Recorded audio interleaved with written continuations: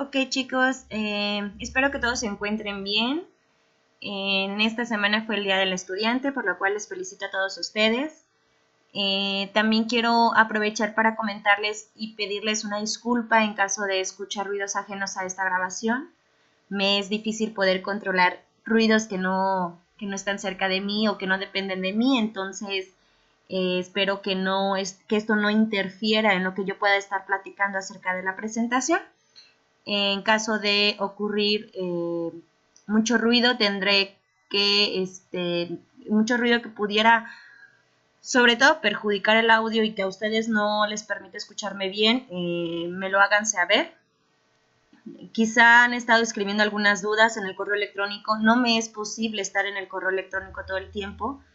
Entonces les pido una disculpa y en caso de necesitar algo de mi parte, por favor, estaremos aquí abusando un poco del jefe de grupo y a lo mejor pidiéndole a él de favor que me diga para poder apoyarles en el correo electrónico que me estén mandando sus dudas.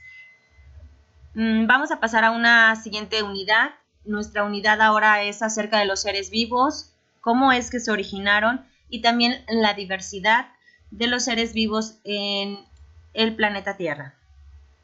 Pero antes de comenzar con el planeta Tierra, es importante que ustedes sepan el origen del sistema solar.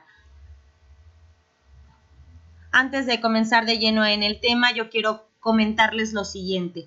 En la ciencia, chicos, en cualquier rama de la ciencia, en cualquier tipo de ciencia que ustedes van a estar viendo a lo largo de su vida, no hay una verdad absoluta, no hay algo definido como tal, solo nociones, certidumbres, hipótesis y teorías. Y todas estas no quiere decir que lo sean. Se han estado modificando, se han estado transformando, se han estado enriqueciendo con más información que se ha estado descubriendo a lo largo del tiempo, pero no hay algo que sea una verdad absoluta en cuestión de la ciencia. Siempre va a haber incertidumbres y siempre va a haber dudas y entonces va a haber gente que va a estar transformando esta información y enriqueciéndola de manera positiva para que ustedes comprendan un poco mejor de cómo es que funciona nuestro sistema solar, nuestro planeta Tierra, los seres vivos, la física, la matemática, etc. Así pues, las teorías se van modificando continuamente con el surgimiento de nuevas ideas, como lo acabo yo de mencionar. Desde las ideas más alocadas para muchos científicos, llegan a ser estas verdaderas y llegan a ser extraordinarios experimentos y teorías muy acertadas. Inclusive con todo esto se ha llegado a asegurar ciertas teorías, pero no definitivas. Siempre con la intención de buscar desesperadamente de cómo está compuesto cada uno de los elementos vitales y no vitales en nuestro planeta y fuera de él. Por lo tanto, para poder comprender un poco acerca del origen del sistema solar y sabiendo que no existen ni verdades absolutas, sino hipótesis y teorías, todas estas que acaban de aparecer en su diapositiva, todas estas son hipótesis y teorías que tratan de explicar cómo se originó nuestro sistema solar. Ninguna de estas es una verdad absoluta. Todas han ido cambiando con el tiempo.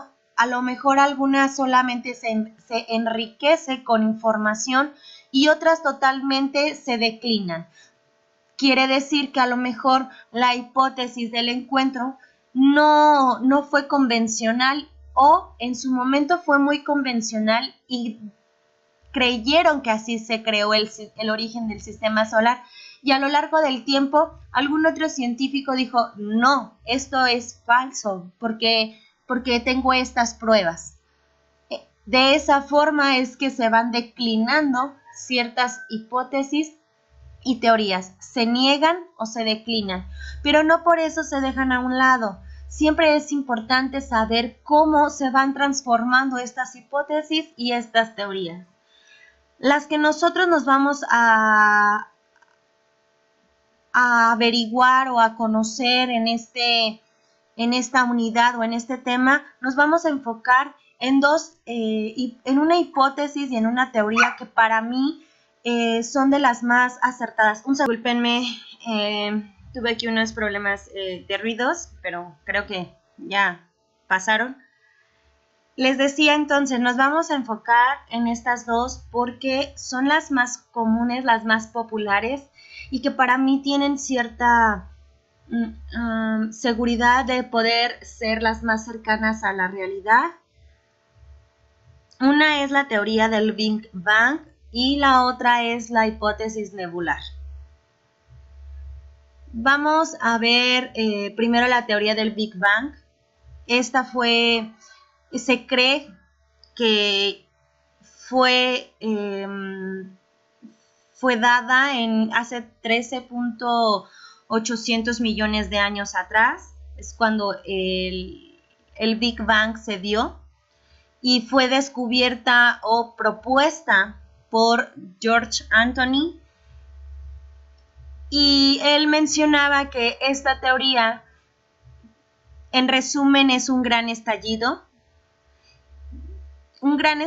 que se originó de la nada, pero que emerge o que de este estallido emerge, es decir, surge toda la materia y el origen del universo. En resumen, esa es la teoría del Big Bang. Pero, ¿cómo se cree que fue dada? Primero, George Anthony comentaba o propuso que la materia era un punto infinitamente pequeño, como el que logramos ver en esta imagen, pero con muchísima densidad. Quiere decir,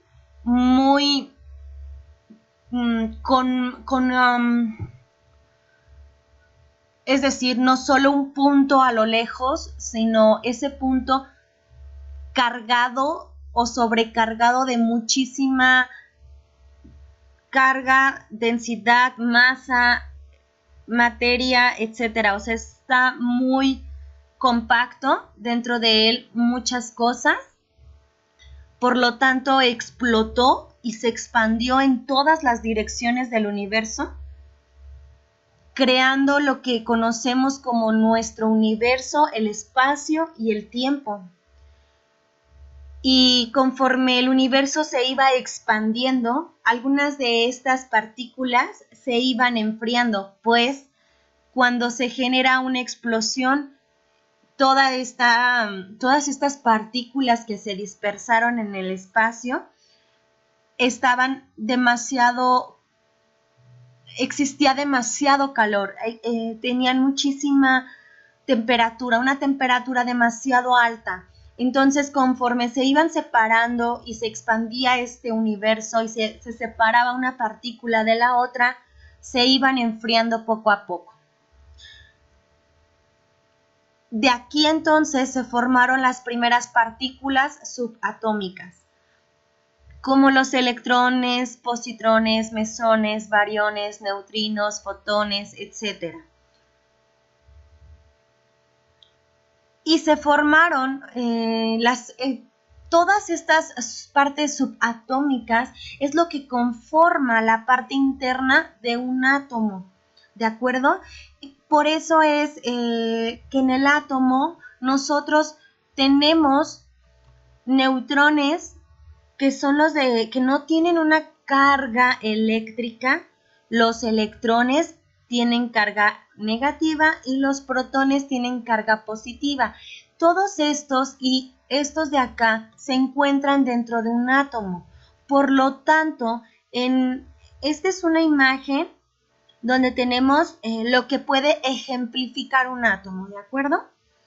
Y aquí vemos que las partes más importantes se fueron creadas por primera vez después de la explosión del Big Bang.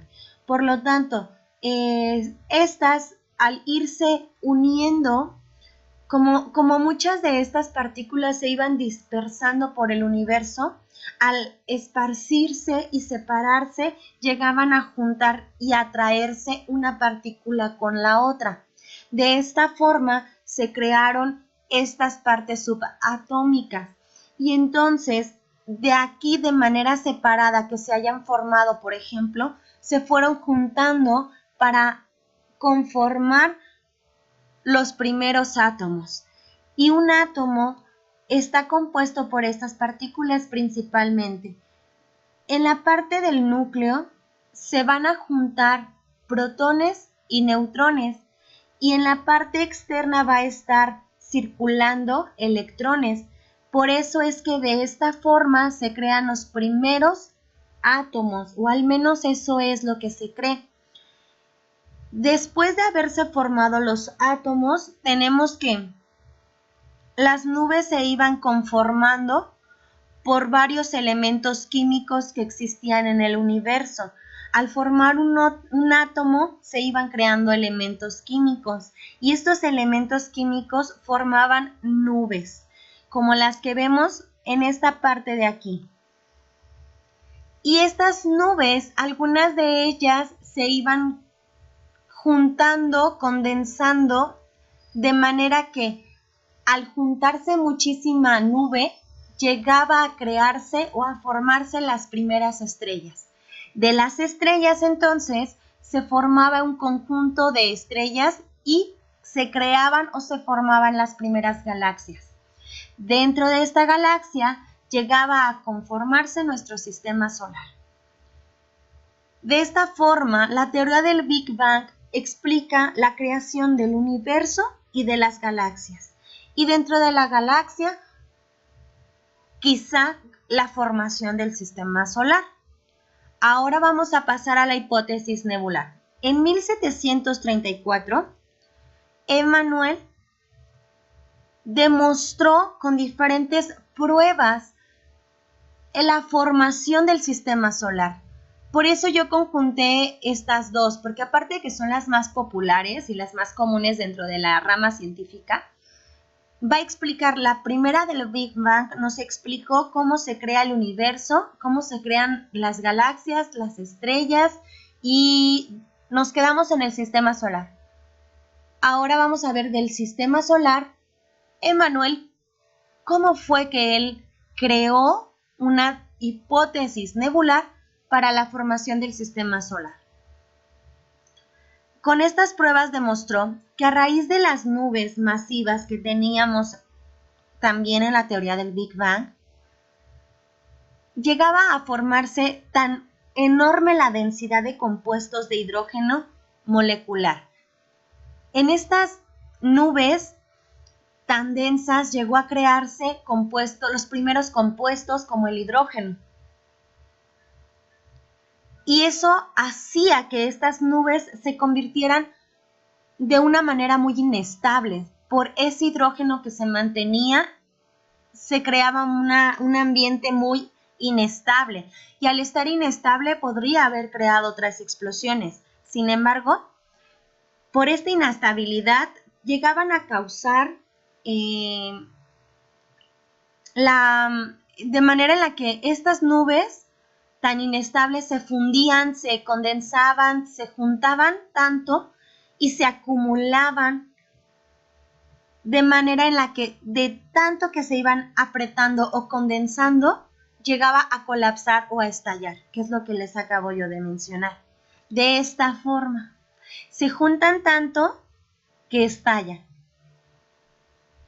Y de este estallido o de este colapso es que surgen las estrellas. Después de formar una estrella, Emmanuel propuso en esta hipótesis que también llegaban a producirse alrededor de estas estrellas estas ondas que vemos, que es un disco compuesto por gases y por diferentes elementos esos gases. Discúlpenme por este ruido. Bien, entonces les decía Que de este disco, de esta nube que se formaba o de este gas que se formaba alrededor de esta estrella, la temperatura llegó a ser tan alta nuevamente y que era incontrolable e inimaginable esta temperatura tan alta hasta crear un embrión planetario. Este no dejaba de girar, por eso es que esa temperatura se elevaba. Y aquí tenemos como una imagen de lo que sería probablemente un embrión planetario. ¿Qué quiere decir esto? Que como si en este lugar se encapsulara y se comenzara a formar desde el núcleo un planeta, hasta llegar a formarse esta imagen de aquí que representa nuestro planeta Tierra, ¿de acuerdo? Pero este planeta primitivo, ese es un planeta primitivo, seguía estando con una temperatura demasiado alta y lo que se ve, si ustedes se fijan, es que al irse enfriando en la parte externa, se iba condensando o se iba cubriendo una capa de roca, pero en la parte interna seguía estando demasiado caliente. Con el paso del tiempo, la temperatura poco a poco fue bajando y llegó a formar polvo, roca e incluso hielo este planeta. Después de 10 e incluso a 100 millones de años en todo este trayecto es que duró para que realmente se conformara nuestro planeta Tierra. Entonces, esta hipótesis nos va a permitir explicar más sobre la formación de los planetas y de las estrellas.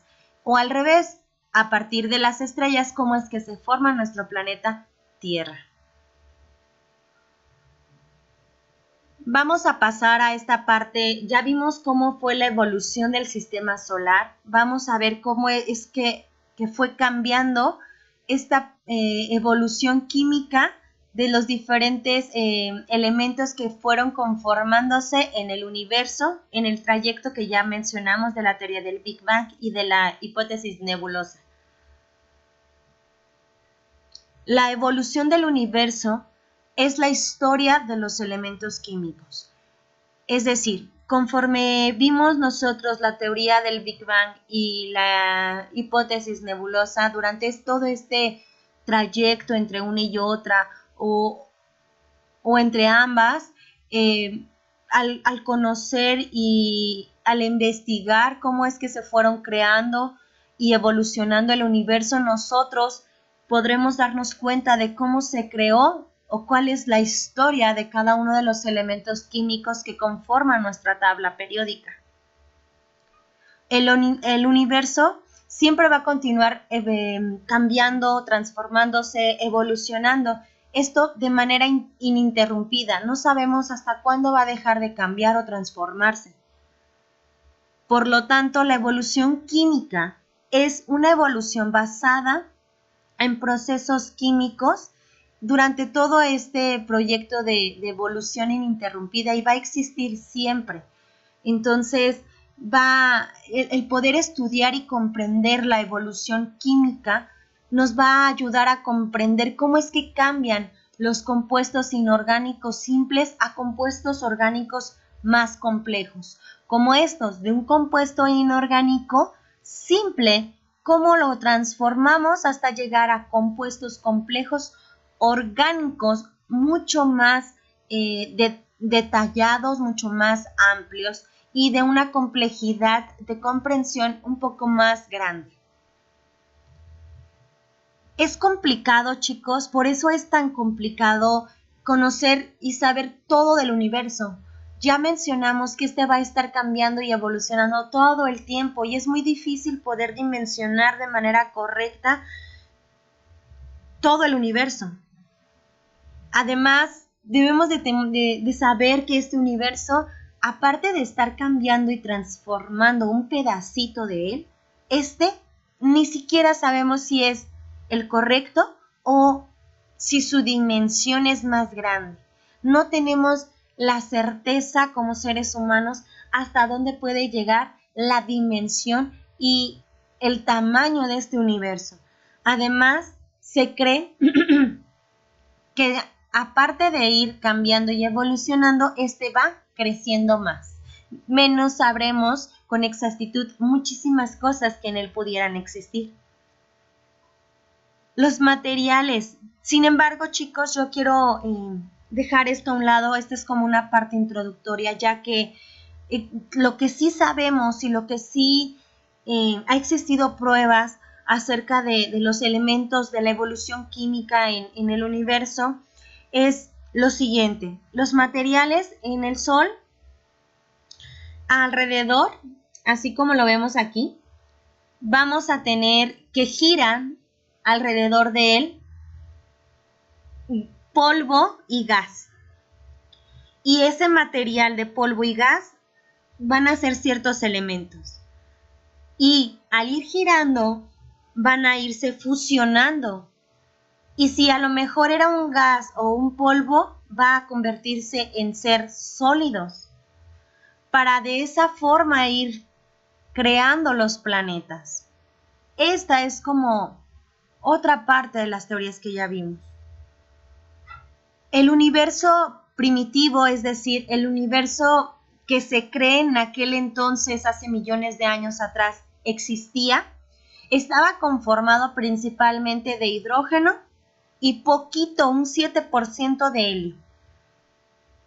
Actualmente ya tenemos carbono, tenemos oxígeno, tenemos hierro y tenemos nitrógeno en este universo que hoy conocemos. Las estrellas, permítanme.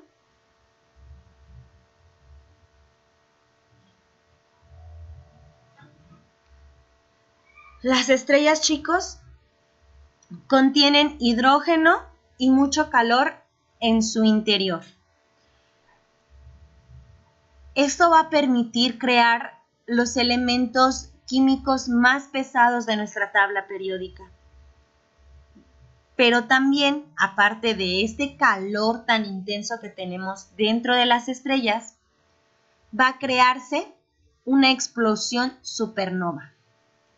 Esta explosión supernova consiste en que es cuando una estrella explota y todo su contenido del interior se expande al exterior. En todo el universo se va a expandir todo lo que tenía dentro de esa estrella. Por lo tanto, ojo aquí, si tenemos nuestra estrella y de ella va a generarse una explosión supernova, estos elementos más pesados que tenía dentro los va a expandir en el universo.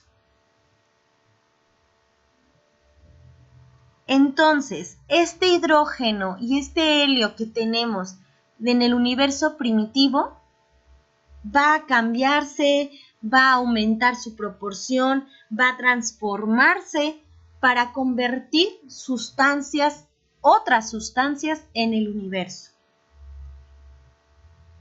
En el 2010, apenas hace unos años, se lograron medir la evolución química de las galaxias por medio de la cantidad de metales que contienen las estrellas y los gases que también se forman alrededor de ellas.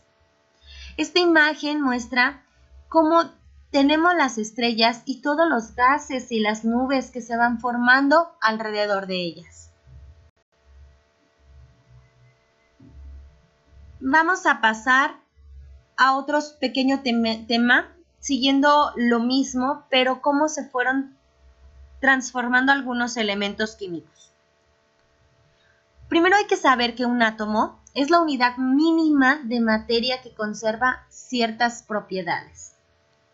Ya vimos también que un átomo va a tener electrones, protones, neutrones. Los más importantes son partículas mucho más pequeñas. Al conformar un átomo con otro, vamos a construir un elemento químico. Pueden ser de 2 a más átomos los que van a construir un elemento químico. Hasta llegar a completar nuestra tabla periódica.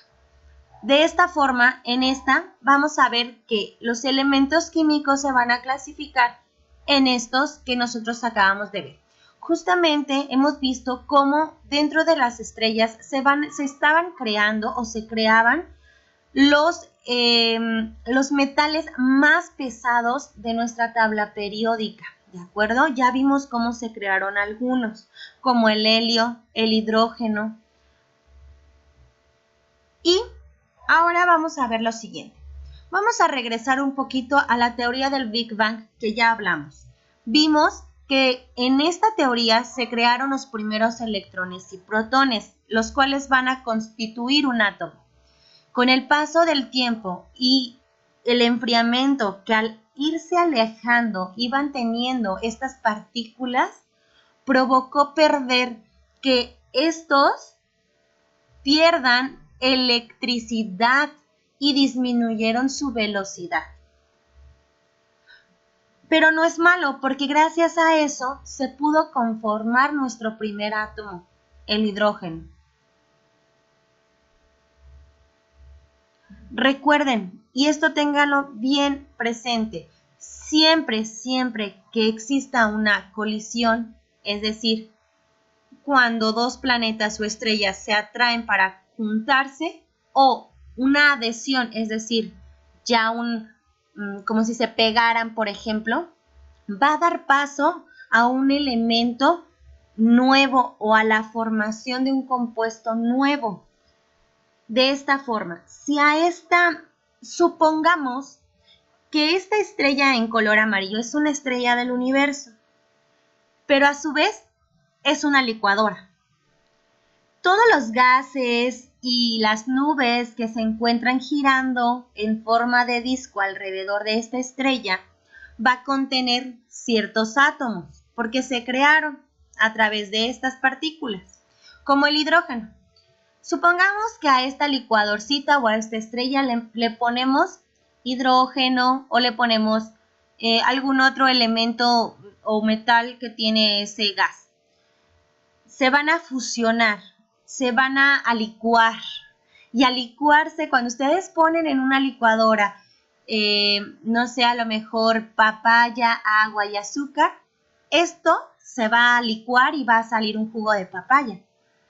De esa forma, muy banal el ejemplo, pero quizá les dé la idea de cómo las estrellas del universo nos servían para transformar todos los gases del exterior hacia un nuevo neutrón, a un nuevo protón, a un nuevo electrón y por lo tanto nuevos átomos y por lo tanto nuevos elementos.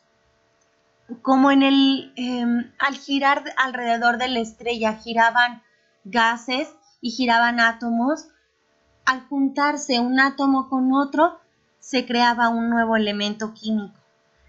Y también liberaba energía. Y esa energía hacía que girara todo ese gas y que girara todo ese polvo que se encontraban alrededor de las estrellas, transformando y cambiando nuevos elementos químicos. De este modo, después de haber transformado un átomo de hidrógeno, otro átomo de helio, se fue conformando el carbono.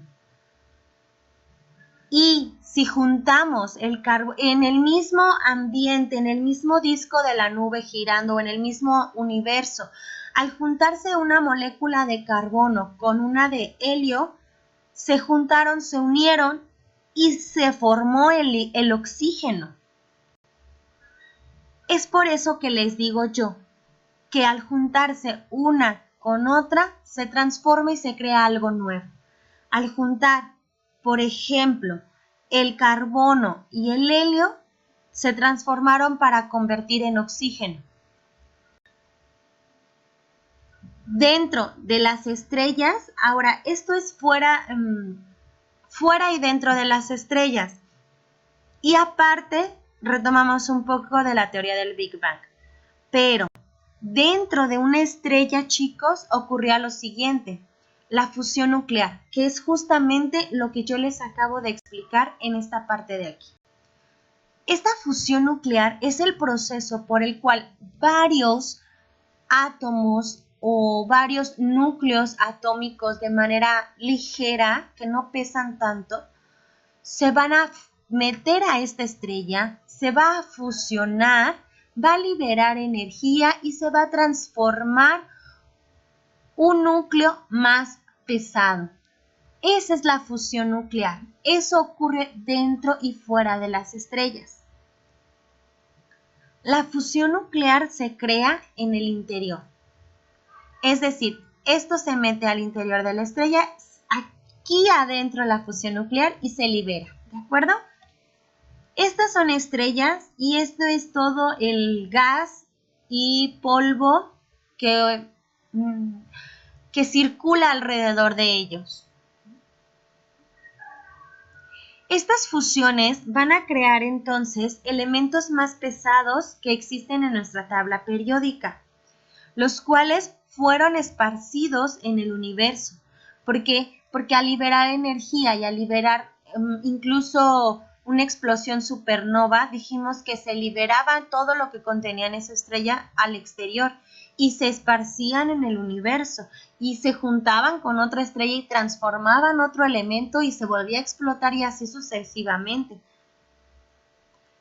Un cúmulo estelar es un grupo de estrellas atraídas entre sí. Si juntáramos, es como si esta estrella a esta estrella existiera un cúmulo estelar que va a atraerlas y que puedan conjuntarse o acercarse tanto. De esta forma se creaban la construcción de galaxias. Y en estos cúmulos, como lo vemos aquí, tenemos estos gas y polvo que les mencionaba, es hierro, magnesio, silicio y azufre. Dentro de las estrellas tenemos energía guardada, tenemos protones guardados y tenemos electrones guardados. Y de esta forma, en alguna estrella se convirtió o se fusionaron estos núcleos para crear el berilio, otro elemento de la tabla periódica. De esta forma, chicos, es que se van transformando y creando todos los demás elementos dentro y fuera de las estrellas. Es todo por esta pequeña sesión. Los veo o espero ustedes me escuchen en la siguiente sesión.